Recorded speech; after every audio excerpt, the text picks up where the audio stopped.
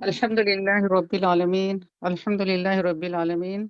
Assalatu wassalamu ala Sayyidil Mursaleen, Imamul Muttaqeen, Qaidul Mujahideen, Rahmatal lil Alameen wa alihi wa sahbihi ajmain.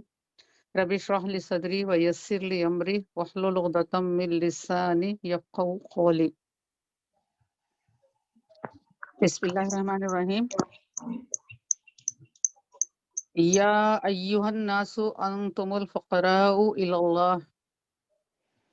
अल्लाह ताला यहाँ पर खिताब तमाम इंसानों से फरमा रहे हैं कि या अय्युहन नास, ऐ लोगो, अंतुमुल फुकराउ, अंतुम तुम तमाम लोग, फुकराउ तुम मोहताज हो, तुम फकीर हो, तुम अल्लाह ताला के मोहताज हो, इलल्लाहि अल्लाह के, वल्लाहु और अल्लाह हुवल गनीयुल हमीद, वो है अल्लाह की ज़ात, वो है जो गनी है, बेनियाज है और हमीद है, बहुत खूबियों वाला है, बहुत हम्द वाला है। अल्लाह ताला की ज़ात मुबारक ऐसी है, ज़ात अल्लाह ताला की ये सिफात है। तो अब यहाँ पर देखिए इंसान को खालिक और मखलूक का एक कंपैरिजन बताया गया कि इंसान जो दुनिया में चंद रोज़ा ज़िंदगी के लिए आता है और उसके ज़िम्मे कुछ चीज़ें आ जाती हैं। पहली चीज़ तो उसको ये है कि रास्ते के इख्तियार करने का अल्लाह ताला ने ऑप्शन दिया है कि कौन-सा रास्ता इख्तियार करता है और फिर वो किस तरीके से अपनी ज़िंदगी गुज़ारता है। और उसके तसर्रुफ़ात में कुछ अल्लाह ताला चीज़ें दे देते हैं, उसको रिज़्क देता है, माल-ओ-दौलत देता है, औलाद देता है और दुनिया की कई चीज़ें हैं जो उसके राब्ते में आती हैं जिससे वो इस्तिफ़ादा उठाता है। ये तमाम चीज़ें इंसान के तसर्रुफ़ में हैं, उसके इस्तेमाल में हैं। और ये चीज़ें जो इंसान को अगर इसकी ज़्यादती होती है, तो बाज़ लोग इतने भटक जाते हैं कि ये चीज़ों के तसर्रुफ़ इस्तेमाल करने में वो घमंड में आ जाते हैं, तकब्बुर में आ जाते हैं। और फिर ये तकब्बुर ऐसा होता है कि पहले तो ये तकब्बुर इंसान को पहले ये आमादा करता है, फर्स्ट स्टेप उसका ये होता है कि उन्हें अपने आप में सोचता है, मैं कुछ हूँ। मैं मेरी तरह कोई और दूसरे नहीं है, सामने वाले के पास ये ख़ामी है, ये ख़ामी है, ये ख़ामी है, मेरे पास तो ऐसा है, इतना है मेरे पास। ये अल्लाह महफ़ूज़ रखे, ऐसी अक्कड़, ऐसा तकब्बुर जब इंसान में पैदा आ जाता है, पहले वो अपने आप को बड़ा समझता है, उसके बाद सामने वालों को निचला समझता है, उसको कमतर समझता है। और फिर ये तकब्बुर जो होता है, बढ़ते हुए क्या होता है, उसके ये तकब्बुर के अंदर उन्हें ना उम्र का लिहाज़ करता है कि सामने वाले बड़े हैं या छोटे हैं, मेरे रिश्तेदार हैं या गैर हैं, कमज़ोर है या उनकी मैं मदद करना है, ये चीज़ें सब उसकी आँखों के सामने पर्दा आ जाता है, ये चीज़ें उसको नज़र नहीं आती है, क्योंकि तकब्बुर का पर्दा उसके सामने आ गया है और उन्हें ये समझता है कि मैं जैसा चाहूँ वैसा करूँ। और यही तकब्बुर फिर आगे बढ़ते हुए क्या होता है कि बुज़ुर्गों से भी इंसान जो है तकब्बुराना रवैया इख्तियार करता है और वो तकब्बुराना रवैया ये होता है कि वो उनके सामने अपने असातिज़ा के सामने हो, मुर्शिदीन के सामने हो, नेक बंदों के सामने हो, ज़ानुए अदब तय करने के लिए तैयार नहीं रहता है। अदब से बैठने के लिए, उठने-बैठने के जो मियार होता है अदब के साथ वो ऑब्ज़र्व करने के लिए, वो उसको मलहूज़ रखने के लिए वो तैयार नहीं होता है। वो यही समझता है कि अरे इन्हों क्या है, मेरे पास तो ये है। ये जब चीज़ आ जाती है तो इतने इसके पास पर्दे आ गए कि वो अल्लाह के नेक बंदों के सामने अदब से बैठना, अपने बड़ों के सामने अदब से गुफ्तगू करना और ये सब चीज़ें से वो महरूम हो जाता है। और यही बेअदबी, यही गुस्ताखी इंसान को कहीं का नहीं छोड़ती है, ना दुनिया में ना आखिरत में। तो यहाँ पे एक बात बताई गई कि तुम किधर ज़ाम कर रहे हो, कितनी ही तुम्हारे पास चीज़ें आ जाए, तारीख में ऐसे कई वाक़यात भरे हुए हैं कि जिन्होंने कुफ़्र किया था और अपनी दौलत पर, अपनी हुकूमत पर ज़ाम किया था, तो उनका क्या अंजाम हुआ। और ऐसे लोगों से भी तारीख में मिसालें भरी हुई हैं, जो इनको अल्लाह ताला ने सब कुछ दिया था, हुकूमतें दिए थे, माल-ओ-दौलत दिया था, लेकिन वो किस तरीके से नेकी की राह पर चलते हुए अल्लाह के सामने आजिज़ बंदों ही की तरह रहे। और ये आजिज़ बंदे अपने सामने के जो लोग होते हैं, उनकी वो कमज़ोरियों को समझते हैं, तो और उनकी हाजतों को पूरा करने लगे। और ये बंदे जो है नाइंसाफ़ी नहीं करते, ज़ुल्म नहीं करते। इनके पास अल्लाह की नेमतें जब आती हैं, तो इससे क्या होता है, ज़मीन पर अमन कायम होता है, भाईचारा कायम होता है, लूट-मार, फ़साद, क़त्ल, गारतगिरी ये चीज़ें नहीं होती हैं। ऐसे बंदे होते हैं। तो अल्लाह ताला यहाँ पर ये एक बहुत ही कम अल्फाज में इतने बड़े मायने हैं इस आयत मुबारका में पोशीदा। और हज़रत ज़ुन्नून फरमाते हैं کہ انسان ہر لمحہ ہر لہجہ اللہ کا محتاج ہے. بے شک ہم اپنے رب کے محتاج ہیں. ایک سانس کیا ہمارا یہ چلتا ہے، ہمارا اس پہ زور چلتا ہے کہ سانس کو اندر لینا یا باہر چھوڑنا ہمارے اختیار میں ہے. ایک جسم کا ایک آرگن ہمارے اختیار میں نہیں ہے، تو ہم کس طریقے سے یہ اکڑ کرتے ہیں، اپنے رب سے کس طریقے سے منہ موڑ سکتے ہیں، رب کے احکامات سے کس طریقے سے منہ موڑ سکتے ہیں. اور جو انسان جتنا کمزور ہوتا ہے، جو چیز جتنی کمزور ہوتی ہے، اس کو اتنا سہارے کی ضرورت ہوتی ہے.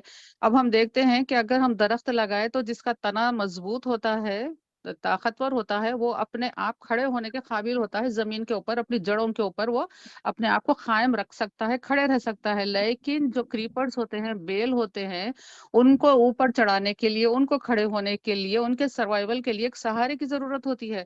تو کیا کرتے ہیں باغبان یا ہم گھر کے اندر اگر بیل لگاتے ہیں تو ایک سپورٹ کے لیے اس کو لکڑی لگاتے ہیں، بیمبو لگاتے ہیں کہ اس سے پکڑ لے اور سہارا پا کر وہ اوپر چڑھے. تو اس طریقے سے جو جتنا کمزور ہوتا ہے اس کو اتنا سہارے کی ضرورت ہوتی ہے. اب آپ غور کیجئے کہ جو بیل ہوتی ہے اس کا تنا کتنا پتلا ہوتا ہے، تو اب اس کو سہارے کی ضرورت رہی، ایسا سہارا جو اس کو کھڑے رہنے میں مدد کرے. اب انسان یہاں پر دیکھے کہ ایک انسان ہے، ایک مومن ہے، تو اس کو ایسے ہی سہارے کی ضرورت ہے جو اس کو نیکیوں پر استقامت عطا کرے. ایسے سہارے کی ضرورت ہے. سب سے پہلی چیز بلا تخصیص مذہب، یعنی مذہب کو چھوڑ کر ہم بات کریں گے انسانوں کی، کیونکہ اللہ تعالیٰ نے یا ایھا الناس کہہ کر آیات شریف کا ابتدا کیا ہے. تو ہم اگر تمام انسانوں کو دیکھیں گے، بات کریں گے ان کی، تو سب سے پہلی فکر ہر انسان کو، چاہے وہ بادشاہ ہو کہ گدھا ہو، فقیر ہو کہ امیر ہو، اس کی ایک ہی فکر ہوتی ہے کہ میری جان کی حفاظت ہو. اور پھر جب انہیں بیمار ہو تو اس کو شفا ملے، اور اس کی کھانے پینے کی ضروریات پورے ہو، اور کئی دیگر اس کے معاملات ہیں جس کے اندر وہ اللہ تعالیٰ کا محتاج ہوتا ہے. اور سب سے بڑی محتاجی انسان کی یہ ہے کہ وہ اللہ تعالیٰ سے ہدایت کا راستہ طلب کرے، کیونکہ اس کے اندر کا نفس اس کو بھٹکاتا ہے، اس کے اپنے اطراف کے لوگ جو ہے اس کو بھٹکاتے ہیں، شیطان کا تو پوچھیے نہیں. یہ سب چیزیں مل کر انسان کو راہ ہدایت سے ہٹانا چاہتے ہیں. اگر آ بھی گیا ہے تو ہٹانا چاہتے ہیں اور استقامت سے اس کو روکنے کی کوشش کرتے ہیں. لیکن ایک بندہ مومن کی کامیابی کیا ہے؟ اس کی کامیابی یہ ہے کہ وہ یہاں سے اس حال میں جائے اس دنیا سے کہ اللہ اس سے راضی رہے، اللہ اس سے راضی رہے. یاد رکھیے میری بہنوں، اور یہ بات آپ اپنے رشتہ داروں میں، اپنے بچوں میں اس کے لیے تربیت کے لیے کہتے رہیے کہ یہ دنیا جو ہے ہمارے لیے ایک امتحان گاہ ہے. یہاں پر ہمارے پروجیکٹ کے اوپر ہم کام کر رہے ہیں. جیسے ہی پروجیکٹ ختم ہو جاتا ہے، اس کی ایک مدت ہے جو ہم کو معلوم نہیں ہے، تو وہ جیسے ہی ختم ہو جاتا ہے، ہمارا کام ختم ہو جاتا ہے، ہم کو اللہ کے پاس جانا ہے. تو یہ اتنا جو پروجیکٹ ہے ہم کو کرنے کے لیے اس میں نیکی پر قائم رہنا ہے، تاکہ ہم آخرت میں اللہ تعالیٰ کے ثواب کی امید کرتے اس دنیا سے جائیں، اللہ تعالیٰ ہم سے راضی رہے، وہی موت ہم کو اللہ تعالیٰ ہم سب کو عطا کرے. تو یہ چیز جو ہے بہت بڑی ہے کہ انسان اپنے مشن میں کامیاب ہو، اپنے پروجیکٹ میں کامیاب ہو. یہ بہت بڑی بات ہے. تو اس کے لیے انسان کو کیا کرنا پڑتا ہے کہ وہ ایک سہارا دیکھے. تو وہ سہارا اس کو کون دے سکتا ہے؟ جو اس کو ہر قسم کے شر سے بچائے اور نیکیوں پر گامزن رکھنے کے لیے کرے. تو وہ سہارا ہے اللہ رب العزت کا سہارا ہے. اور اللہ تعالیٰ یہ سہارا کیسے عطا کرتے ہیں؟ اللہ تعالیٰ فرماتے ہیں سورہ بقرہ میں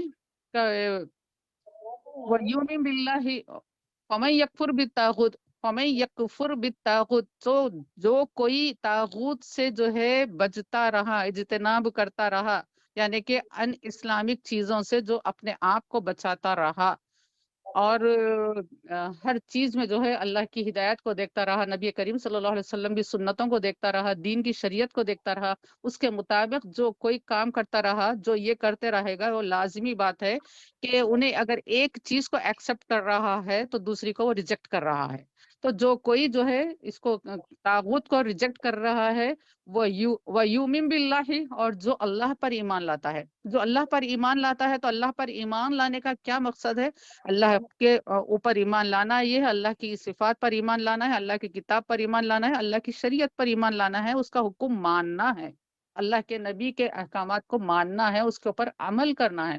تو جو کوئی ایمان لاتا ہے اور ایمان کے تقاضے کو پورا کرتا ہے، کلمہ پڑھتا ہے اور کلمے کے تقاضے کو پورا کرتا ہے، تو پھر ایسے بندے کے لیے اللہ تعالیٰ نے کہا کہ فَقَدِ اسْتَمْسَكَ بِالْعُرْوَةِ الْوُثْقَىٰ. تو ایسے بندہ نے پکڑ لیا ہے ایک مضبوط سہارا. فَقَدِ اسْتَمْسَكَ بِالْعُرْوَةِ الْوُثْقَىٰ. ایک ایسا مضبوط سہارا اس بندے نے پکڑ لیا ہے جو اللہ تعالیٰ کی غیبی طاقت ہے، اللہ تعالیٰ کی جانب سے عطا کی جانے والی حفاظت ہے، اللہ تعالیٰ کی جانب سے عطا کی جانے والی شفا ہے بیماریوں سے جو ملتی ہے، یہ مختلف ہر کام میں اللہ تعالیٰ کی مدد اس کو ملتی ہے، اور اللہ تعالیٰ اس کو مضبوطی سے اس کے اللہ تعالیٰ حفاظت فرماتے ہیں، اللہ تعالیٰ اس کے لیے حامی و ناصر ہو جاتے ہیں، اس کے لیے ولی ہو جاتے ہیں، اس کے لیے کافی ہو جاتے ہیں، ہر قسم کے شر سے اللہ تعالیٰ اس کو بچاتے ہیں۔ کب؟ جب وہ بندہ اپنے آپ کو اللہ تعالیٰ کے حصار میں دے دیتا ہے۔ دیکھیے کہ وہی بکری کی چرواہا جو حفاظت کر سکتا ہے، جو اس کے دائرے اختیار میں طریقے سے زندگی کے ہر کام میں اللہ تعالیٰ کے بتائے ہوئے، اللہ تعالیٰ کے دیے ہوئے نظام زندگی پر عمل کرے۔ اور یاد رکھیے کہ اللہ تعالیٰ کی جب صفات بیان ہو رہی ہیں، اللہ تعالیٰ کی جب بات ہو رہی ہے، تو بہت توجہ کے ساتھ، محبت کے ساتھ، یہ میرا رب ہے، میرے رب کی باتیں ہو رہی ہیں، یہ میرے رب کی کائنات ہے، اس طریقے سے ایک دل کے اٹیچمنٹ کے ساتھ یہ باتیں ہم کو سننا ہے میری بہنوں، تاکہ اللہ کی محبت ہمارے دلوں کے اندر پیدا ہو جائے۔ کیونکہ مومن تو وہ ہوتا ہے جو اللہ سے بہت زیادہ شدید محبت کرتا ہے۔ تو یہ جو اللہ کی باتیں ہو رہی ہیں، یہ سنتے ہوئے مومن کو لطف آنا چاہیے، مزہ آنا چاہیے۔ کس کی تعریف ہو رہی ہے؟ اگر کوئی ہمارے بچے کی تعریف کر دے تو ہم کتنا خوش ہو کے سنتے ہیں، اور اس وقت کوئی دوسرا ہم سے بات کرے تو ہم کو سخت ناگوار ہوتا ہے، ارے میرے بچے کی تعریف ہو رہی تھی اور بیچ میں ٹپک گئے۔ تو یہاں پر جو ہے ہم تو کیا، ہمارے پروردگار کی تعریف ہو رہی ہے تو ہم کو کتنا خوش ہونا چاہیے، اس کی صفات بیان ہو رہے ہیں تو ہم کو کتنا متوجہ نہیں ہو جانا چاہیے۔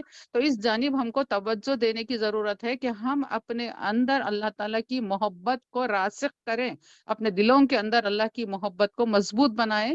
تو اور اس کا ثبوت ہم کو کس طریقے سے دینا ہے، اللہ نے قرآن پاک میں یہ بھی بتا دیا کہ تم کو آپ فرما دیجئے کہ اگر تم محبت کرتے ہو اللہ تعالیٰ سے تو تم میرے حبیب کی اتباع کرو۔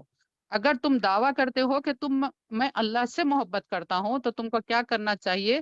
اللہ تعالیٰ نے اس کے لیے ایک رکھ دیا ہے، ایک فارمولا بتا دیا ہے، ایک ٹیسٹ رکھ دیا ہے کہ اگر تم چاہتے ہو تو تم کو یہ کرنا ہے۔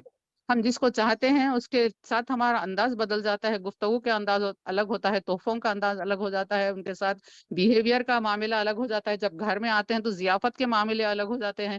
تو یہ چاہت کا اظہار بندہ کرتا ہے۔ اسی طریقے سے جب ہم اگر یہ کہیں گے کہ بے شک ہم اللہ تعالیٰ سے محبت رکھتے ہیں تو اس کا ہم کو پروف دینا ہے، ثبوت دینا ہے۔ اللہ تعالیٰ نے خود یہ ثبوت مانگا ہے کہ تم کو ثبوت کے طور پر یہ کرنا ہے کہ میرے حبیب کی اتباع کرنا ہے۔ نبی کریم صلی اللہ علیہ وسلم خاتم النبیین ہے۔ یہ ہرگز یہ سوال تمہارے ذہن میں نہ آئے کہ وہ زمانے کی باتیں تھی، آج کے زمانے میں ہم کس طریقے سے ان باتوں پر عمل کریں۔ تو یہ ایسا سوچنا بہت ہی گمراہی کی بات ہے، ایسا ہرگز نہیں سوچنا ہے۔ کیا اللہ تعالیٰ یہ سب چیز سے واقف ہے کہ آنے والا زمانہ کیسا آئے گا، آنے والے زمانے میں سائنس اور ٹیکنالوجی کتنی ترقی کر جائے گی، اور میرے حبیب کی سنتوں کو اللہ تعالیٰ نے کہا کہ یہ قیامت تک رہنے والی ہیں، آپ کا جو ہے نبوت جو ہے قیامت تک چلنے والی ہے۔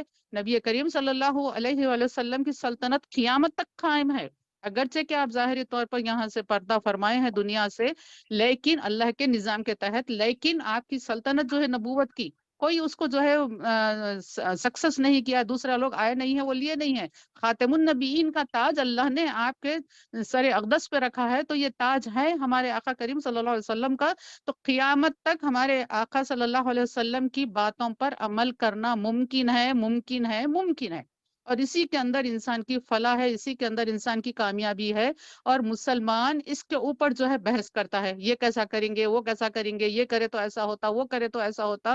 استغفر اللہ، اللہ نے جب کہا تم کو یہ کرنا ہے تو کرنا ہے، یہ کرنا ہے تو کرنا ہے، بس تم کو محبت کا ثبوت دینا ہے اللہ کی، وہ اس طریقے سے کہ نبی کریم صلی اللہ علیہ وسلم کی سنتوں پر، آپ کے اسوے پر ہم کو جو ہے عمل کرتے ہوئے زندگی گزارنا ہے۔ جب مسلمان اس طریقے سے اپنے آپ کو اللہ کے حصار میں دے دیتا ہے، پورے طور سے جو ہے اپنے آپ کو اللہ کے سپرد کر دیتا ہے، مسلم کے معنی یہی ہیں، حضرت شاہ ولی اللہ نے بھی بتایا کہ مسلم کے معنی یہ ہے کہ جھک جانے والا، اپنی گردن جھکا دینے والا۔ جب جو گردن جھکا دیتا ہے تو انہیں دوسری طرف کہاں سے اٹھا کر چل سکتا ہے؟ تو ہم اپنے رب کے حضور جو ہے گردن جھکا دیے ہیں، ہم نے یہ کہا کہ یا اللہ ہم آپ کی عبادت کرتے ہیں، آپ ہمارے معبود ہیں، ہم آپ کے حکم پر عمل کریں گے۔ تو یہاں ہم زندگی کے کوئی بھی معاملے میں ہم کس طریقے سے اپنی مرضی کے مطابق کام کر سکتے ہیں، اس موضوع پر بہت زیادہ بار بار ہر دن آپ کو، مجھ کو اپنے گھروں میں بھی بات کرنے کی ضرورت ہے، کیونکہ آج کل کا جو فتنہ چل رہا ہے وہ یہی چل رہا ہے کہ کسی طریقے سے مسلمانوں کو شریعت مطہرہ سے ہٹائے. وہ پاک شریعت جو اللہ اور اللہ کے رسول کے دیے ہوئے قوانین کے مطابق مرتب کی گئی ہے، دیے ہوئے اصول ہے، ان سے مسلمانوں کو ہٹانے کی بہت زیادہ کوشش ہو رہی ہے دنیا میں. تو اس کو ناکام کرنے کے لیے ہم کو اس کے اینٹی کام کرنا پڑے گا. کس طریقے سے کہ ہم اتنی زیادہ محبت اپنے دلوں میں اللہ کی پیدا کریں گے، اللہ کے حبیب کی پیدا کریں گے، اور اللہ کے دین کی محبت، اللہ کی دیے ہوئے دین کی، اس کی شریعت کی محبت ہمارے اندر پیدا ہونی چاہیے. کوئی اس کے بعد جو ہے ہمارے سامنے کوئی دوسری چیز ہونا ہی نہیں ہے، ہونا ہی نہیں ہے. نبی کریم صلی اللہ علیہ وآلہ وسلم نے آپ نے ایک مرتبہ زمین کے اوپر ایک لکیر کھینچ کر بتائی کہ صراط مستقیم یہی ہے، یہی ہے، یہی ہے. اس کے آزو بازو کوئی بھی اگر دوسرا راستہ نکالے گا، یعنی کہ only one way, there is no way but Islam, جو قرآن پاک میں بتایا گیا ہے کہ ان الدین عند اللہ اسلام. تو اس ایک ہی راستہ ہے جو کہ اسلام کا راستہ ہے، اور وہ بہت ہی واضح ہے. نبی کریم صلی اللہ علیہ وسلم نے بتایا کہ جو آپ مفہوم ہے حدیث شریف کا کہ دین اسلام کی شریعت، ایسا دین تمہارے لیے چھوڑ کر جا رہا ہوں کہ جس کی رات بھی دن کے اجالے سے زیادہ چمکدار ہے. یعنی کہ کوئی چیز ایسی نہیں ہے کہ جو انسان اس پر عمل نہ کر سکے، انسان کو سمجھ میں نہ آئے، انسان کی عقل میں وہ بات نہ آئے. ایسا کوئی مسئلہ ہی نہیں ہے ہمارے مذہب میں الحمدللہ. اور انسان جو اس سے ہٹ کر جو کام کرتا ہے وہ اپنے آپ پر ظلم کرتا ہے. شریعت کو نہیں مان کر جو کام کرتا ہے وہ اپنے آپ پر ظلم کرتا ہے. بہرحال بہنوں، اس آیت مبارکہ لب لباب یہی ہے کہ ہم اپنے آپ کو جو ہے اللہ تعالیٰ کے سپرد کریں. زندگی کا ہر کام کرتے وقت نبی کریم صلی اللہ علیہ وآلہ وسلم کو سوچتے رہیں کہ یہاں پر میرے آقا کا کیا عمل تھا، یہاں پر میرے آقا کا کیا عمل تھا، اور یہ بات میرے آقا کی حیات میں کیا ہوئی، اور آپ نے وہاں پر کس طریقے سے اس پر رد عمل کیا، یہ دیکھنا ہے.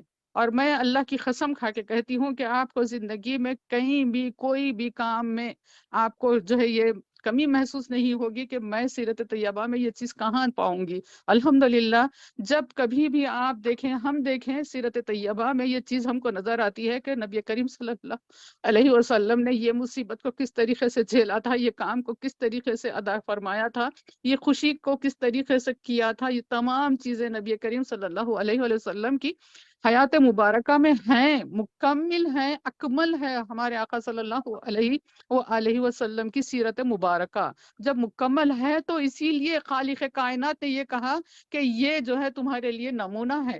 نمونہ کس کو بنایا جاتا ہے؟ جو کمپلیٹ ہے، اسٹینڈرڈ چیز ہے، اس کو جو ہے نمونہ بتایا جاتا ہے. تو اللہ تعالیٰ نے جو بتایا تو نعوذ باللہ یہ بات غلط ہو سکتی ہے کیا؟ جب نمونہ تھا آج نہیں ہوتا، نعوذ باللہ. یہ کہنا ایمان کی کمزوری کی علامت ہے. اللہ تعالیٰ ہم سب کو حفاظت دے. تو جو بندہ اس طریقے سے عمل کرتا ہے تو اس کو عروۃ الوثقیٰ بول کے، یعنی کہ انہیں مضبوط سہارا پکڑ لیا ہے. تو اللہ جس کا حامی و ناصر ہو جائے، اللہ جس کا نگہبان ہو جائے، اس کو کون گمراہ کر سکتا ہے، اس کو کون نقصان پہنچا سکتا ہے. یعنی کہ ظاہری طور پر اگر کچھ نقصان ہونا ہے، جان جانی ہے، تو یہ اللہ کی مشیت کے مطابق ہی جائے گی، اور اللہ کی مرضی کے بغیر کوئی جو ہے اس کا کچھ بھی بگاڑ نہیں سکتا ہے. تاریخ میں ایسے کئی واقعات ہیں، صحابہ اکرام، اولیاء اکرام کس طریقے سے وہ اپنے آپ کو اللہ کے توکل، اللہ پر کی تعلیمات پر عمل کرتے ہوئے اپنے آپ کو جو ہے اللہ کے سپرد کر دیے تھے. کیا وہ جنگل میں رہنے سے ڈرے؟ کیا وہ جنگل سے گزرنے سے ڈرے؟ کیا وہ پانی میں گزرنے سے ڈرے؟ بیابانوں سے گزرنے سے ڈرے؟ کیا سامنے والے کے لشکر کی تعداد کو دیکھ کر وہ لوگ جو ہے ہیبت میں آئے؟ کہیں بھی ہم کو یہ بات نظر نہیں آتی. وہ کون سی چیز تھی، وہ کون سی قوت تھی جس کی وجہ سے یہ لوگوں میں جو ہے اتنی استقامت تھی، اتنا ان کا جو ہے یعنی سہارا اللہ کا جو ہے مضبوط تھا کہ وہ توکل ایسا کیا اور اللہ تعالیٰ نے ان کی لاج نبھا لی. اللہ تعالیٰ نے ان کے منہ سے نکلے ہوئے الفاظ کی لاج نبھا لی. ان کے اعمال کو اللہ تعالیٰ نے نبھا لیا، ان کو کامیابیوں سے ہمکنار کیا. جس مقصد کے لیے، جس مشن کے لیے انہوں نے اٹھے تھے، نہتے اٹھے تھے، اللہ تعالیٰ نے کس طریقے سے ان کو کامیابیاں عطا کی. تو میری بہنوں، یہ مضبوط سہارا ہم کو تلاش کرنے کی ضرورت ہے، اس سہارے کو پکڑنے کی ضرورت ہے. چاہے زندگی میں کیسی ہی چیز آ جائے، چاہے ہم عمر کے کسی بھی حصے میں گزر رہے ہوں، یہ سہارا ہم سے چھوٹنا نہیں ہے. اس کو مضبوطی سے تھامنا ہے. عروۃ الوثقیٰ کو، جو کہ اللہ تعالیٰ کی کتاب ہے، نبی کریم صلی اللہ علیہ وسلم کی سنتیں ہیں، اس کو مضبوطی سے تھامیں گے تو پھر کیا ہوتا ہے؟ عروۃ الوثقیٰ جب انسان پکڑ لیتا ہے تو پھر اللہ تعالیٰ ایسے بندے کو جو ہے تنہا نہیں چھوڑتا ہے. لا انفصام لہا، اللہ تعالیٰ پھر اس کو جو ہے اکیلا نہیں چھوڑتا ہے، اللہ تعالیٰ اس کے ساتھ رہتا ہے. پھر اللہ تعالیٰ کا وہ وعدہ ہے جو میرے آقا کریم صلی اللہ علیہ وآلہ وسلم نے فرمایا کہ انسان نوافل کی کثرت جب کرتا ہے تو اللہ تعالیٰ اس کو کیسا مقام اور مرتبہ عطا کرتا ہے کہ اس کی زبان بن جاتا ہے، اس کے کان بن جاتا ہے، اس کی آنکھ بن جاتا ہے، اس کے ہاتھ بن جاتا ہے، اس کے پیر بن جاتا ہے. میرا مالک رب کریم اتنا مہربان رحمان ہے ہمارا رب. تو جب انسان اتنی فرما برداری اختیار کرتا ہے تو اللہ تعالیٰ کے پاس ایسا انعام آتا ہے. اور ہم کو آج ہم یہ عہد کرے کہ ہم اپنے اعمال ایسے ہی کریں تاکہ اللہ ہم کو بھی عروۃ العسقیٰ عطا کر دے، جو کہ جو ہے آخری سانس تک زندگی کے ہمارے قائم رہے. اور اسی میں انسان کی نجات ہے، دنیا کے لیے بھی اور آخرت کے لیے بھی. هو الغنی الحمید، اور بے شک ہمارا رب غنی ہے، اس کو کسی چیز کی محتاجی نہیں ہے. کوئی چیز انسان کرے یا نہ کرے، اس کی عبادت کرے یا نہ کرے، تو بھی اس کی شان میں رتی برابر فرق آنے والا نہیں ہے. پوری کائنات مل کر اگر مسلمان ہو جائے، اللہ تعالیٰ کی عبادت حمد و ثنا کرنے والی ہو جائے، تو بھی ہمارا مالک، ہمارا پروردگار وہ شان والا ہے، الٹیمیٹ شان والا ہے کہ اس شان میں رتی برابر اور اضافہ نہیں ہوگا. اور پھر اور اگر خدا نہ خواستہ پوری دنیا جو ہے کافر ہو جائے، مشرک ہو جائے، اللہ تعالیٰ کی عبادت چھوڑ دے، تو بھی الحمدللہ ہمارا رب اتنا بلند ہے کہ اس کی شان میں ذرے برابر بھی کمی نہیں آ سکتی ہے. اللہ تعالیٰ ہم سب کو اللہ کے پسندیدہ بندے بننے کی اللہ تعالیٰ توفیق عطا فرمائے، اور اللہ کی اطاعت کے ساتھ زندگی گزارنے کی توفیق عطا فرمائے. تمام خوبیاں نیکیاں کر کر بھی انسان کو اکڑنا نہیں ہے کہ میں نے اس طریقے سے گزاری زندگی، میں نے اتنی عبادتیں کی، میں نے اتنے روزے رکھے، نوافل ادا کیے. نہیں، صوفیاء کرام کیا کہتے ہیں، ہم کو دعائیں بزرگان دین کیا بتاتے ہیں کہ دعا یہ کرتے رہو کہ اللہم ہمارے پاک پروردگار ہم کو اپنی آنکھوں کے اندر ہم کو ذلیل بنا دے، ہم کو اپنی آنکھوں کے اندر ہم کو ذلیل بنا دے. ہم ایسا اپنے آپ کو دیکھیں گے کہ سامنے جتنے لوگ ہیں، میرے اطراف جتنے لوگ ہیں، یہ سب میں مجھ کو خوبیاں نظر آتی ہے. اللہ میں ایک خالی ہاتھ ہوں، میرے پاس کوئی نیکی نہیں ہے، میرے پاس کوئی خوبی نہیں ہے. یہ انسان کی بات ہونی چاہیے، کیونکہ خوبیوں کا مالک، پوری تعریف کا مالک تو ہمارا پروردگار ہے. اور جو انسان اس طریقے سے اپنے آپ کو عاجز کرتا ہے، اپنے آپ کو سب سے کمتر محسوس کرتا ہے، انشاءاللہ تعالیٰ اللہ تعالیٰ اس کی حفاظت کریں گے، اللہ تعالیٰ اس کے مقام کو بلند کرتے رہیں گے. إِن يَشَأْ يُذْهِبْكُمْ وَيَأْتِي بِخَلْقٍ جَدِيدٍ، اور اگر وہ چاہے یذہبکم تو تم کو ہٹا دے، وَيَأْتِي بِخَلْقٍ جَدِيدٍ، اور وہ کیا کرے، ایک نئی قوم کو لے کر آئے. اگر تم نافرمانی کرتے رہیں گے، اس کے مطلوبہ معیار کے مطابق زندگی نہیں گزاریں گے. آج ہم اگر بچیوں کے رشتے ہوتے ہیں تو بات سنتے ہیں کہ بات یہ سنتے ہیں کہ لڑکے والوں نے یہ ڈیمانڈ کیا تھا، یہ چیز کی ایسی فرمائش کی تھی، تو لڑکی والے وہ خواہش کو پوری کرنے میں جوجھ جاتے ہیں، لگ جاتے ہیں، قرضے لے کر کرتے ہیں، محنت کرتے ہیں، دن رات ایک کر دیتے ہیں، سوتے نہیں ہے کہ نہیں لڑکے والوں نے یہ کہا، یہ بات ہونا ہے کہ وہ ہونا ہے. اگر نہیں ہوئی بات تو اب کچھ بھی ہو سکتا ہے، کچھ دراڑ آ سکتی ہے، بحث مباحثے ہو سکتے ہیں، اور خوشی کا ماحول پورا خراب ہو سکتا ہے. یہ خیال کے ساتھ جو ہے لوگ کتنی محنت کرتے ہیں، کتنا خرچہ کرتے ہیں. اور اللہ تعالیٰ اگر جو ہے اللہ کے مطلوبہ معیار کے مطابق بندہ زندگی نہیں گزار رہا ہے، اللہ کا مطلوبہ معیار زندگی کیا ہے؟ یہی ہے کہ اس کے حبیب کی اتباع کے ساتھ زندگی گزاری جائے، نبی کریم صلی اللہ علیہ وسلم کی دی ہوئی شریعت کے مطابق زندگی گزاری جائے. یہی اللہ سے، اللہ کا مطلوب ہے ہم سے. اللہ یہ چاہتا ہے کہ تم میرے حبیب کی اتباع کرو. اور اگر کوئی یہ نہیں کرتا ہے تو اس کو اتباع میں بہت سی چیزیں آ جاتی ہیں، اپنے پرائیویٹ لائف میں، سوشل لائف میں، اور دین کے تعلق سے فکر کرنے میں، دین کی تبلیغ کرنے میں. یہ سب چیزوں میں جو ہے بندہ اتباع کرے نبی کریم صلی اللہ علیہ وسلم کی شریعت مطہرہ کی پاک شریعت، اللہ پاک جو ہم کو عطا کیے ہیں اس پر عمل کرتے رہے. یہی اللہ نے ہم سے چاہا ہے، ہم اس پر عمل کرتے رہے. اور اگر تم یہ نہیں کریں گے تو یہ آتی بخلق جدید، تو وہ کیا کرنا، وہ اللہ تعالیٰ قادر ہے ہر چیز کے اوپر کہ وہ کیا کر سکتا ہے، کوئی نئی مخلوق کو پیدا کر دے سکتا ہے، کوئی دوسری قوم کو اٹھا کر کھڑا کر دے سکتا ہے کہ وہ قوم اللہ تعالیٰ کا جو کام ہے، اللہ نے جو مشن انسان کے سپرد کیا ہے، قرآن انسان کے حوالے کیا ہے، جبکہ پہاڑ اور دوسرے لوگ جو ہے تمام کائنات کے لینے سے انکار کیے، انسان نے قبول کیا، تو یہ اب اس کو ذمہ داری ہے، یہ اس کو نبھانا ہے۔ تو یہ اگر نہیں کرتا ہے تو پھر اللہ تعالیٰ اگر ناراض ہو جائیں اور اللہ چاہے تو یہ تمام کو جو ہے اللہ تعالیٰ ختم کر کر دوسری قوم کو لا سکتا ہے۔ ہم دیکھتے ہیں تاریخ میں کس طریقے سے نوح علیہ السلام کی قوم کو طوفان کے ذریعے ختم کر دیا گیا تھا، کس طریقے سے جو ہے فرعون کو اس کی فوج کو پوری وہ جو ہے پانی میں غرق کر دیا گیا تھا، کس طریقے سے عاد و سمود کی قوم کو، لوط علیہ السلام کی قوم کو زلزلوں سے پتھروں کی بارش سے کس طریقے سے ان کو ختم کر دیا گیا تھا۔ اللہ تعالیٰ نے مثالیں فرمائی ہیں قرآن پاک میں کہ دیکھو کس طریقے سے ان کا کیا حشر ہوا، حالانکہ یہ لوگ کیا تھے، تم سے زیادہ قوت والے تھے۔ انسان جو ہے جنریشن بائی جنریشن کمزور ہوتا جا رہا ہے، وہ لوگ تو بہت زیادہ مضبوط تھے اور طویل عمر پانے والے تھے، بہت زیادہ مال اور دولت تھی ان کے پاس، بہت زیادہ اولاد تھی ان کے پاس، لیکن کیا یہ دنیا کا ظاہری چیزیں جن کے اوپر انسان تکیہ کرتا ہے کہ شاید کہ یہ میرا سہارا ہو، پیسہ میرا سہارا ہو، اولاد میرا سہارا بنے گی، قوت میرا سہارا بنے گی، یہ کوئی چیز کیا انسان کو بچا سکی جب اللہ کا عذاب آ گیا؟ نہیں۔ تو اس طریقے سے اللہ تعالیٰ اگر چاہیں تو تم اتنی جو نافرمانی کرو گے اللہ کی، تو اللہ تعالیٰ تم کو ہٹا کر نئی اللہ تعالیٰ مخلوق کو اٹھا سکتا ہے۔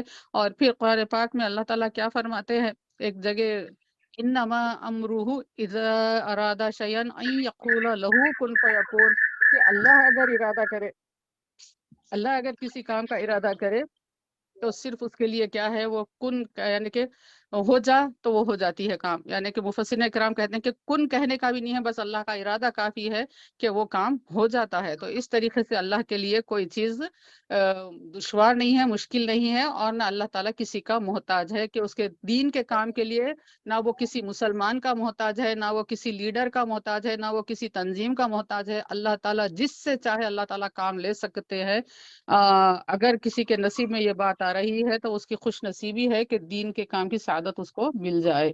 اللہ تعالیٰ جس سے چاہے کام کروا سکتے ہیں، اور ہم آج کل کے حالات میں دیکھ رہے ہیں کیسے کیسے پرسنالٹیز کو اللہ تعالیٰ اسلام کی توفیق عطا کر رہے ہیں، ایمان کی دولت سے لوگ مالا مال ہو رہے ہیں۔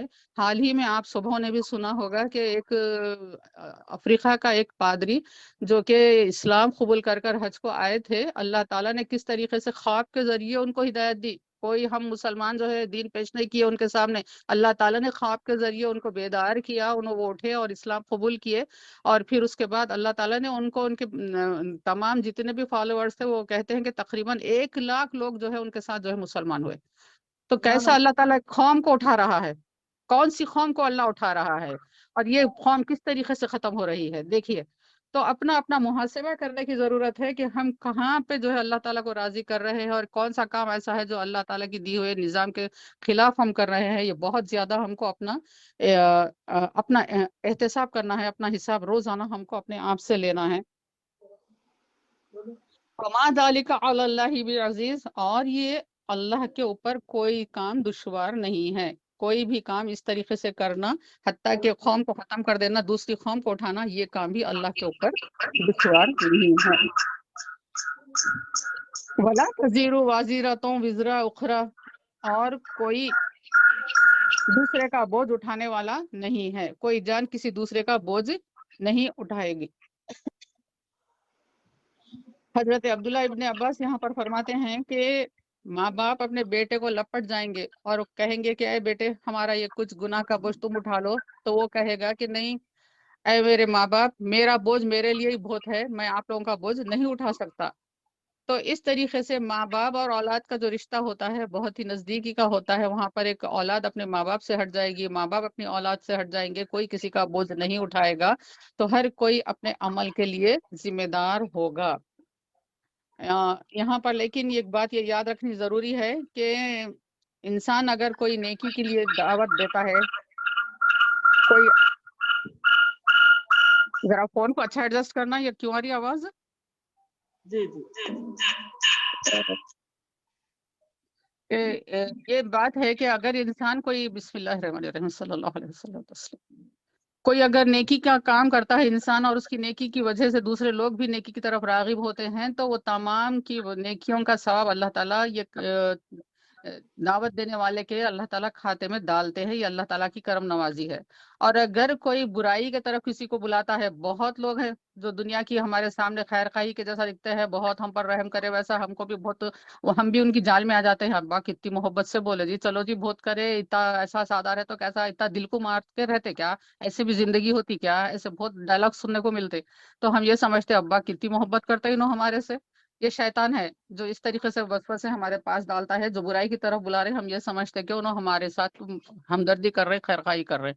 تو اس طریقے سے جو ہے انسان اگر کوئی جو ہے نیکی کی دعوت دیتا ہے تو اس کے اوپر عمل کرنے والوں کی طرف سے جو ثواب ہے اللہ تعالیٰ دعوت دینے والوں کے بھی ذمے اعمال نامے میں وہ ایڈ ضرور کرتے ہیں۔ اور جو کوئی گمراہی کی طرف بلاتا ہے تو اس گمراہی کرنے والوں کے اعمال کا جو وبال ہے وہ بھی بلانے والے کے کھاتے میں آ جاتا ہے۔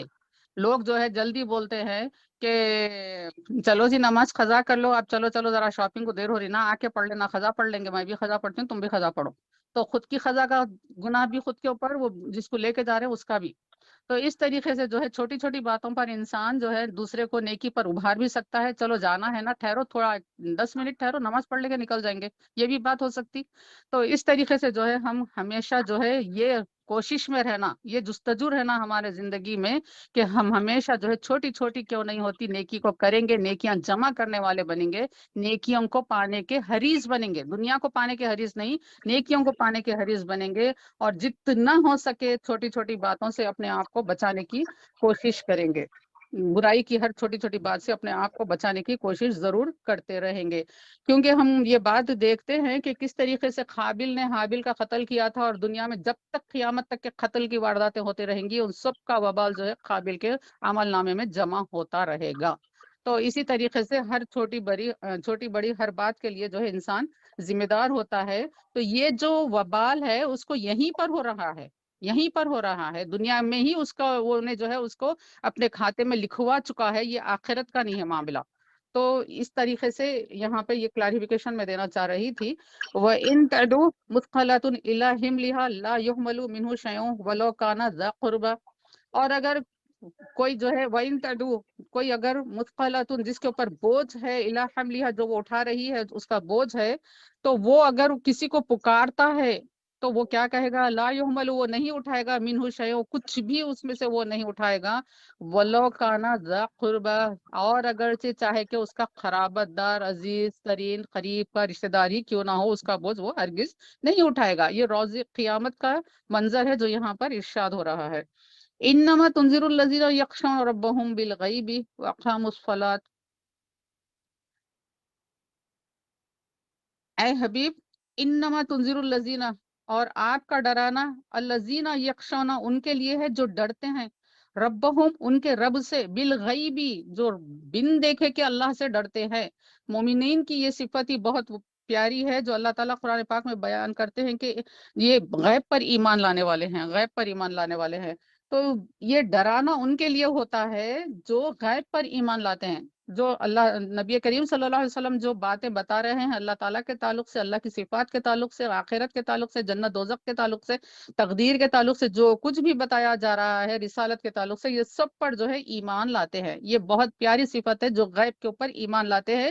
اسی لیے مومنین کا اجر بڑھ جاتا ہے، ہر کام پر ان کا اجر بڑھ جاتا ہے، کیونکہ وہ بغیر دیکھے ایمان لاتے ہیں۔ وہ اقام الصلاۃ، اب ایمان لانے کے بعد کیا ہے، وہ اس کا اظہار کر رہے ہیں عبادت کے ذریعے، بندگی کے ذریعے، جس طریقے سے ان کو حکم دیا گیا ہے، جو فرائض بتائے گئے ہیں وہ اچھی طریقے سے اس کو ادا کرتے ہیں، تو نماز کو وہ قائم کرنے والے ہوتے ہیں اپنی زندگیوں کے اندر۔ وَمَن تَزَكَّىٰ، اور جو اپنے آپ کو سنوار لیا، زکا صاف کر لیا، زکی ہو گیا، فَإِنَّمَا يَتَزَكَّىٰ لِنَفْسِهِ، تو پس اس نے اپنے آپ کو جو پاکی حاصل کیا، جو تقوی اختیار کیا، متزکی ہو گیا وہ، تو وہ کس کے لیے ہوا، اپنی نفس کے لیے ہوا، اپنی جان کے لیے ہوا۔ یعنی کوئی انسان اگر نیکی کی راہ اختیار کرتا ہے اور بہت پاک ہو جاتا ہے، اللہ تعالیٰ کے نزدیک وہ متقی لکھا جاتا ہے اور ستھرا بن کر لکھا لیا جاتا ہے اس کے اعمال کی وجہ سے، تو یہ کس کے لیے ہے، اس کا یہ اس کے اپنے نفس کے لیے ہے۔ جب وہ اس حال میں مزکا ہو کر جب اللہ کے سامنے پیش ہوگا، پاک و صاف ہو کر جب آخرت میں اللہ کے سامنے پیش ہوگا، تو اس کے اعمال کا بدلہ کس کو ملے گا، آخرت میں اسی کو ملے گا۔ وہ لے نفس ہی، اسی کی جان کے لیے، اسی کی نفس کے لیے ہے، اسی کے بھلے کے لیے ہے. وہ اللہ المصیر، اور اللہ ہی کی طرف پھر سب کو لوٹنا ہے، اللہ ہی کی طرف سب کو جانا ہے. یہاں پر یہ بات واضح ہو جا رہی ہے کہ یہ آخرت کی اللہ تعالیٰ انعامات کی طرف اللہ تعالیٰ اشارہ فرما رہے ہیں. اور اب آگے دیکھتے ہیں کہ وما یستوی الاعمى والبصیر، اور اللہ تعالیٰ نے یہ کہا کہ برابر نہیں ہوتے، وما اور نہیں ہے، یستوی برابر، الاعمى اندھا، والبصیر اور آنکھ والا، یعنی اندھا اور آنکھ والا برابر نہیں ہو سکتے. یہ بات تو بہت الحمدللہ اتنی واضح ہے کہ کتنے کم عقل لوگوں کو بھی سمجھ میں آ جا سکتی ہے کہ ہاں بے شک دیکھنے والا اور نہیں دیکھنے والا برابر نہیں ہو سکتے. جو اندھا ہے وہ تو رستہ دیکھ ہی نہیں سکتا ہے، وہ اپنی ایک روڈ کراس کرنے کے لیے بھی آنکھ والے کا محتاج ہوتا ہے کہ کوئی آنکھ والا اس کا ہاتھ پکڑے اور اس کو روڈ کراس کرا دے. ایک چھوٹے سے کام کے لیے بھی یہ معاملہ ہے. تو اس طریقے سے اب مفسرین کرام یہ فرماتے ہیں کہ الاعمى اندھا، یعنی کہ قرآن پاک میں جو باتیں آئی ہیں، اندھا اس کو کہا گیا ہے جو کہ اپنے قلب کی آنکھوں کو بند کر لیتا ہے، اپنے دل کی آنکھوں کو بند کر لیتا ہے. کوئی نیکی کی بات اس کے اوپر اثر نہیں ہوتی ہے، اس کو اچھا حق کا راستہ جو سامنے واضح نظر آ رہا ہے اللہ کے کلام کے ذریعے، نبی پاک صلی اللہ علیہ وسلم کی سنتوں کے ذریعے، اور شریعت مطہرہ کے جو راستے، واضح راستے ہیں، صاف بین راستے ہیں، کھلی ہوئی روشن راہیں ہیں، لیکن اس کو نظر نہیں آ رہا ہے کیونکہ وہ اندھا ہو گیا. وہ اپنے دل کی آنکھوں کو بند کر لیا ہے، وہ ہدایت کو قبول کرنے کے لیے آمادہ نہیں ہے، وہ راہ کو اختیار کرنے کے لیے تیار نہیں ہو رہا ہے. جو راہ اللہ اور اللہ کے حبیب نے بتائی ہے، جو شریعت کی شکل میں ہمارے سامنے ہے، اس راہ پر انسان چلنے کے لیے اپنے آپ کو تیار نہیں کر رہا ہے، تو گویا کہ وہ اندھا ہے، وہ دیکھ نہیں رہا ہے. اور وہ جو بصیر ہے، جو آنکھ والا ہے، جو بینائی رکھنے والا ہے، وہ ان سب باتوں کو سمجھتا ہے، اللہ کی کبریائی کو سمجھتا ہے، نبی کریم صلی اللہ علیہ وسلم کی رسالت کو سمجھتا ہے، شریعت کی اہمیت کو سمجھتا ہے، آخرت کی جواب دہی کو سمجھتا ہے، اور وہ شریعت کے مطابق اپنی زندگی گزارتا ہے. پھر آگے الحمدللہ اور بہت واضح ہو رہی ہے بات، ولا ظلمات ولا نور، اور نہیں ظلمات اندھیرے، ولا نور نور اجالا، یہ دونوں چیزیں بھی برابر نہیں ہو سکتی ہے. بہت واضح مثال ہے الحمدللہ کہ کوئی بھی انسان کہہ سکتا ہے کہ اندھیرا اور اجالا برابر نہیں ہو سکتے ہیں. اندھیرا یہ ہے کہ انسان جو ہے اللہ کے بتائے ہوئے راستے کو چھوڑ کر اندھیرے کی طرف چلے جائے، وہ گمراہی کی طرف چلے جائے، جو اس کو جو ہے آگے لے جا کر نقصان کی راہ پر لے جانے والا ہے، اس کی منزل صحیح نہیں ملے گی اس کو. تو یہ جو ہے ظلمات ہے، اندھیرا ہے. اور نور برابر نہیں ہو سکتا، نور آ جاتا ہے تو اندھیرا وہاں سے غائب ہو جاتا ہے. نور اور اندھیرا برابر ہو ہی نہیں سکتے، یہ ایک دوسرے کی اپوزٹ ہے. تو انسان اگر اپنی زندگیوں میں نور لا لے، اور اللہ تعالیٰ نے، نبی کریم صلی اللہ علیہ وسلم نے ہم کو دعائیں جو بتائی ہیں، بالخصوص عرفات میں حج کے سفر کے دوران بھی بندہ جو دعائیں کرتا ہے، اللہ تعالیٰ سے نور طلب کرتا ہے کہ، اور ہم کو قرآن پاک میں بھی بتایا گیا ہے، ربنا اتمم لنا نورنا، یا اللہ ہمارے لیے نور کو مکمل فرما دیجئے. یہ راہ ہدایت ہے ہمارے قلب کے لیے، ہماری زندگیوں کے لیے. نور جو ہے بہت زیادہ ضروری ہے کہ ہماری آنکھوں کو بھی نور عطا ہو، ہمارے کانوں کو بھی نور عطا ہو، زبان کو نور عطا ہو، قلب کو نور عطا ہو. ہمارے سامنے سے پیچھے سے، دائیں سے، بائیں سے، اوپر سے، نیچے سے اللہ تعالیٰ ہم سب کو جو ہے نور کی بارش میں رکھے. یہ نور انسان چاہتا ہے، اللہ تعالیٰ سے سوال کرتا ہے. تو یہ نور اور اندھیرا یہ دونوں برابر نہیں ہو سکتے، گویا کہ ہدایت اور گمراہی برابر نہیں ہو سکتے، نیکی اور بدی برابر نہیں ہو سکتے. ولا الظل ولا الحرور، اور پھر اور بات بتا رہے ہیں اللہ تعالیٰ کہ نہ سایہ، ذل یعنی سہا، حرور یعنی تیز دھوپ، گرمی، حرارت دینے والی، گرم حرارت دینے والی تیز دھوپ جو ہے سائے کے برابر نہیں ہو سکتی. کتنا ہی انسان جو ہے اگر چل رہا ہے راستے میں، اگر تھک گیا ہے دھوپ میں چلتے چلتے، تو وہ سایہ تلاش کرتا ہے اور بیٹھ جاتا ہے، کیونکہ سایہ اس کو وہاں پہ فائدہ دے رہا ہے. تو اس طریقے سے ایسا تیز شدت کی دھوپ اور سایہ جس طریقے سے برابر نہیں ہو سکتے ہیں، انسان سمجھ سکتا ہے تیز جب دھوپ ہوتی ہے، اس کی حدت جو گرمی ہوتی ہے انسان کو کس طریقے سے نقصان پہنچا سکتی ہے، اور سایہ جو ہے کس طریقے سے اس کو ٹھنڈک پہنچا سکتا ہے. اور یہ دو چیزیں جس طریقے سے برابر نہیں ہوتی ہیں، بندہ پھر جب سائے میں سے نکل کر دھوپ میں چلنا شروع کرتا ہے تو پھر اس کو وہی تھکن ہے، وہی پسینہ ہے، وہی دھوپ کی گرمی کی تمازت کی وجہ سے جھلسنا ہے جلد کا وغیرہ، یہ سب چیزیں انسان کو محسوس ہوتی ہیں. تو جس طریقے سے یہ دو چیزیں برابر نہیں ہیں، انسان اس کے فرق کو محسوس کرتا ہے.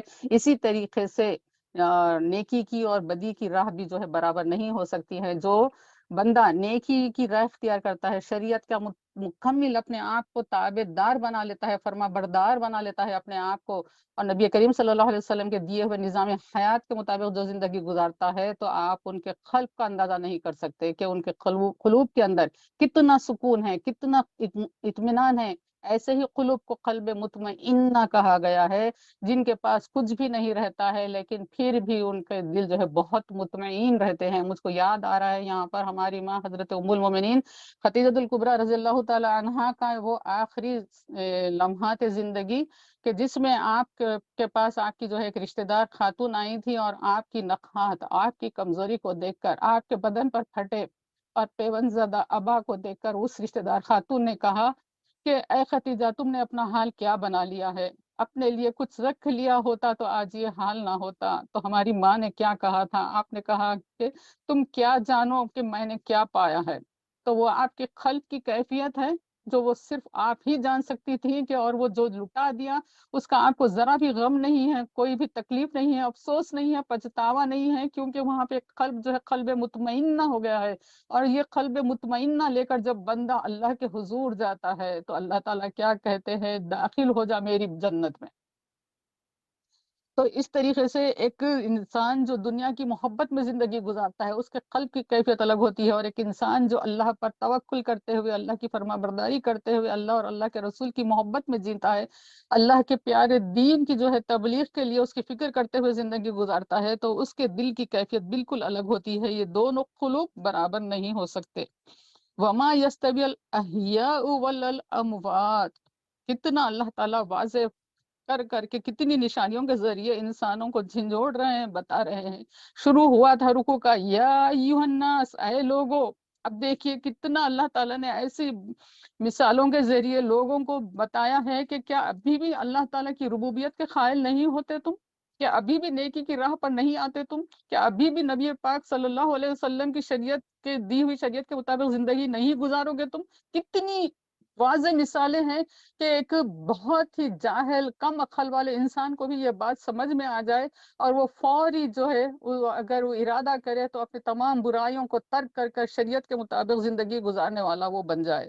تو اب وہاں بات بتائی جا رہی ہے کہ وما یستوی، اور نہیں ہو سکتے ہیں برابر، الاحیاء یعنی کہ زندہ لوگ برابر نہیں ہو سکتے، ولل اموات، اور مردہ لوگ جو ہے برابر نہیں ہو سکتے۔ تو اب دیکھیے کہ حیات اور موت کس کو بتایا گیا ہے؟ حیات اس کی حیات ہے جو اللہ تعالیٰ کو اس زندگی میں راضی کر رہا ہے، اس کی حیات جو ہے اس کے لیے فائدہ مند ہے۔ ہم جو ہے کچھ پیسے دے کر اپنے بچے کو سودا لانے کے لیے بازار کو بھیجتے ہیں، تو وہ بچہ اگر پیسے گما کر آ گیا تو کیا وہ سودا خرید کر آئے گا؟ واپس گھر جب آئے گا تو وہ روتے ہوئے آئے گا کہ امی میں نے پیسے لے کر تو گئے تھے لیکن گر گئے، کہیں وہ پیسے گم گئے، اس لیے میں سودا نہیں لا سکا۔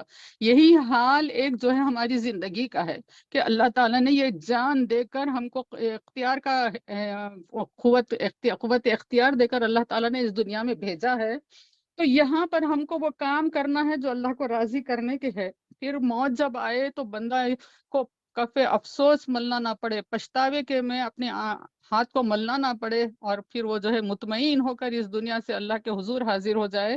تو یہی حیات جو ہے حیات ہے، جس نے اس میں اپنے مشن کو پا لیا، اپنے مقصد زندگی کو سمجھا، اسی کے مطابق اس نے زندگی گزاری، تو یہ حیات حقیقت میں حیات ہے۔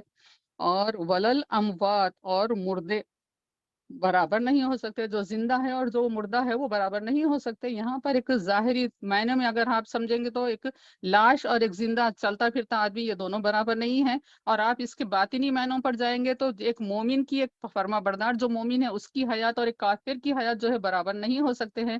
اس طریقے سے حیات کا فرق ہے، ایک فرما بردار کا ایک نافرمان کا جو ہے زندگی برابر نہیں ہو سکتی۔ ان کے چال ڈھال الگ رہیں گے، ان کے چال ڈھال الگ رہیں گے، ان کے زندگی کے طور طریقے الگ رہیں گے، ان کے زندگی کے طور طریقے الگ رہیں گے۔ ان کے گھر میں جا کر آپ دیکھیں گے تو وہاں پر گھر کا لک جو ہے الگ بتا دے گا، اور دوسرے جو متقی لوگ ہیں ان کے گھروں کو جا کر دیکھیں گے تو ان کا گھر کا یہ بتا دے گا کہ یہ بندہ کس طریقے کے، کیا ہے اس کا آبجیکٹیو، کیا ہے زندگی میں، زندگی کا مقصد کیا ہے، یہ بات ہم کو سمجھ میں آ جاتی ہے۔ ان اللہ یسمع من یشاء، بے شک اللہ تعالیٰ سنا دیتا ہے، یسمع سنا دیتا ہے من یشاء جس کو چاہے۔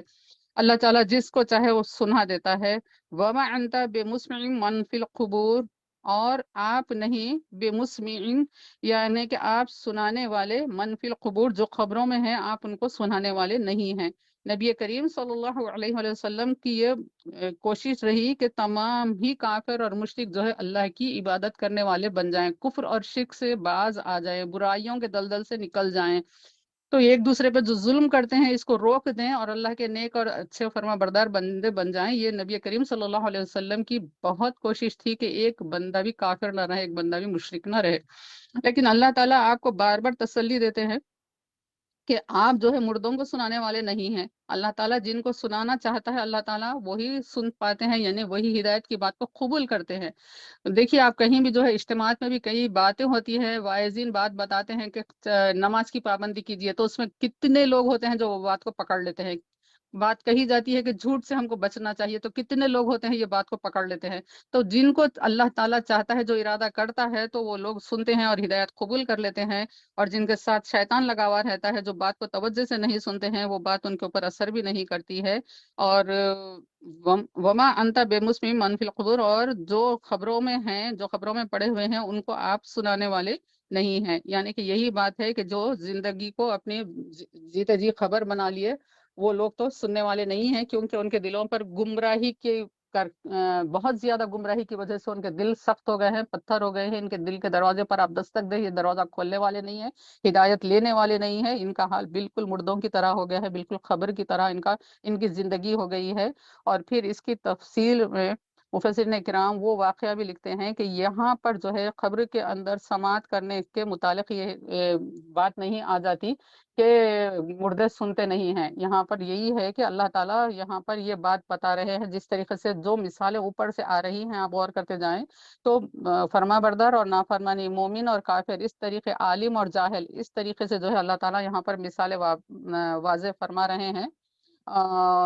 اور اس میں جو ہے ہم دیکھتے ہیں کہ ایک حدیث مبارکہ ہے جس میں حضرت انس رضی اللہ تعالیٰ عنہ بیان کرتے ہیں کہ بدر کے دن نبی کریم صلی اللہ علیہ وسلم نے مقتولین بدر جو تھے، یعنی کفار اور مشرکین جو ہے اس وقت مارے گئے تھے، ان کی لاشوں کو نبی کریم صلی اللہ علیہ وسلم نے 3 دن تک میدان بدر میں پڑے رہنے دیا. اور پھر اس کے بعد ان کے پاس جا کر کھڑے ہو کر نبی کریم صلی اللہ علیہ وسلم نے پکار کر فرمایا کہ اے ابو جہل بن حشام، اے امیہ بن خلف، اے عتبہ بن ربیعہ، اے شیبہ بن ربیعہ، یہ چاروں بڑے بڑے کفار تھے جو مکے کے جو مسلمانوں کو بہت زیادہ ستایا کرتے تھے. اور نبی کریم صلی اللہ علیہ وسلم ان کے پاس جا کر اور 3 دن لاشوں کو چھوڑ کر اس کے بعد آقا کریم صلی اللہ علیہ وسلم پکار رہے ہیں، بتا رہے ہیں کہ کس طریقے سے ابھی بھی یہ نبی کریم صلی اللہ علیہ وسلم کی بات کو سن رہے ہیں. پھر آپ نے فرمایا کہ بے شک میرے رب نے مجھ سے جو وعدہ کیا تھا میں نے اس کو سچا پایا ہے. اور کیا تم نے اپنے رب کے کیے ہوئے وعدے کو سچا پایا؟ بے شک میرے رب نے مجھ سے جو وعدہ کیا تھا میں نے اس کو سچا پایا. یہ نبی کریم صلی اللہ علیہ وسلم نے ان کی لاشوں کے پاس آپ نے کھڑے رہ کر ارشاد فرمایا. تو اس وقت حضرت عمر فاروق رضی اللہ تعالیٰ عنہ نے عرض گزار ہوئے کہ یا رسول اللہ، کیا آپ کے اس ارشاد کو وہ لوگ سنیں گے؟ کیا یہ لوگ یہ سن سکیں گے؟ تو یہ اور کس طریقے سے یہ آپ کا جواب دیں گے؟ حالانکہ یہ مردہ ہو گئے ہیں اور 3 دن سے ہم دیکھ رہے ہیں کہ ان کی لاشیں یہاں پر اسی طریقے سے پڑی ہوئی ہیں. تو نبی کریم صلی اللہ علیہ وسلم نے فرمایا اس ذات کی قسم جس کے قبضے قدرت میں میری جان ہے. بات کی اہمیت کو سمجھیے کہ اس ذات کی قسم جس کے قبضے قدرت میں میری جان ہے، میں جو کچھ ان سے کہہ رہا ہوں اس کو تم ان سے زیادہ سننے والے نہیں ہو. کیا مطلب ہے کہ وہ لوگ زندہ لوگوں سے زیادہ سننے پر اس وقت قادر ہیں، اور لیکن یہ جواب دینے پر قادر نہیں ہے کیونکہ اب ان کے اوپر ڈورز کلوز ہو گئے ہیں. عمل کے لیے جو وقت مہلت دی گئی تھی وہ ختم ہو گئی ہے، اس لیے اب وہ جواب نہیں دیں گے. پھر آپ صلی اللہ علیہ وسلم کے حکم سے ان کی لاشوں کو گھسیٹ کر بدر کے کنویں میں پھینک دیا گیا. صحیح مسلم کی حدیث شریف ہے یہ. تو اس سے یہ بات واضح ہو رہی ہے کہ خبر کے مردے جو ہے سنتے ضرور ہے. اور یہ نبی کریم صلی اللہ علیہ وسلم کا اس طریقے سے فرمانا ان کے لیے پچھتاوے کا، ندامت کا احساس ہونے کے لیے تھا، اور وہ جو ہے اب جواب دینے پر قادر نہیں تھے. اور وہ کچھ عمل سے بھی اب انسان جو ہے معذور ہو جاتا ہے جب اس کے اوپر موت آ جاتی ہے، مردہ جب ہو جاتا ہے تو عمل سے بالکل ہوتا ہے. اور بندہ جب اس وقت جو ہے خواہش کریں گے اللہ مجھ کو تھوڑی مہلت دے دے، میں صدقہ کر لوں، خیرات کر لوں، تیری تجھ کو راضی کر لوں، یہ بندے کی اس وقت خواہش ہوگی. کاش کہ ہم برے لوگوں کی صحبت میں نہ ہوتے. تو ایسے جو ہے افسوس کرنے کے بجائے ہم کو وقت آنے سے پہلے اپنے لیے اپنی زندگی کے مشن کو سمجھنا ہے، اس کے اوپر گامزن ہونا ہے۔ ان انت الا نذیر، آپ تو صرف ڈرانے والے ہیں، اور ڈرانے والے ہیں یعنی کہ اللہ تعالیٰ یہاں پر جو ہے مفسرین کرام یہ لکھتے ہیں کہ الوہیت اور نبوت کے مقام کو یہاں پر اللہ تعالیٰ نے واضح فرمایا ہے، ممیز کر کر بتایا ہے کہ نبی کریم صلی اللہ علیہ وسلم کی امت گمراہی میں نہ چلے جائے۔ اللہ تعالیٰ نے اپنے حبیب پر اتنے انعامات فرمائے ہیں، قرآن جیسی کتاب دی ہے، معراج جیسا سفر دیا ہے، چاند دو ٹکڑے ہوئے ہیں، کئی کئی معجزات ہیں نبی کریم صلی اللہ علیہ وسلم کے لئے، اور آپ کی امت یہ سمجھے کہ اتنے معجزات کے بعد بھی ہمارے آقا ہمارے رب کے بندے ہیں، رسول ہیں، یہ بات انسانوں کے پاس رہے، ان کا عقیدہ توحید اور رسالت دونوں میں فرق رہے، اس لیے اللہ تعالیٰ نے یہ ارشاد یہاں پر فرمایا ہے کہ آپ ڈرانے والے ہیں اور ہدایت دینا اللہ کا کام ہے۔ ان ارسلناک بالحق بشیرا و نذیرا، کہ بے شک ہم نے آپ کو بھیجا ہے حق کے ساتھ آپ کو بھیجا ہے۔ آپ جو کچھ بھی بات کہیں گے، آپ جو کچھ بھی پیش کریں گے، وہ آپ کے ساتھ جو کچھ ہے وہ حق ہی ہے، حق ہی ہے، حق ہی ہے، چاہے وہ اللہ کا کلام ہے، چاہے وہ آپ کی سیرت ہے، چاہے وہ آپ کے اقوال ہو، چاہے وہ آپ کے اعمال ہو، سب چیزیں جو ہیں حق ہیں۔